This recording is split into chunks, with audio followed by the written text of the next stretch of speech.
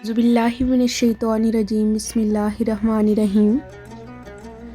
آج کی حدیث مبارک ہے روزے کے بارے میں۔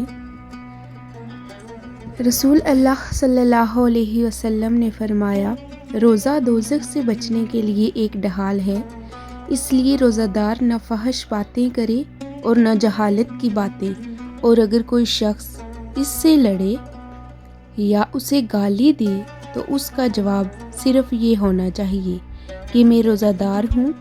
یہ الفاظ 2 مرتبہ کہہ دے۔ اس ذات کی قسم جس کے ہاتھ میں میری جان ہے، روزہ دار کے منہ کی بو اللہ کے نزدیک کستوری کی خوشبو سے بھی زیادہ پسندیدہ اور پاکیزہ ہے۔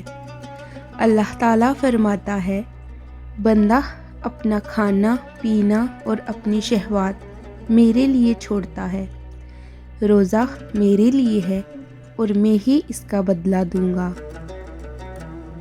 اور باقی نیکیوں کا دوسری جو نیکیوں کا ثواب بھی اصل نیکی کے 10 گنا ہوتا ہے۔ ماشاء اللہ، سبحان اللہ، یہ ہیں روزے کی برکتیں۔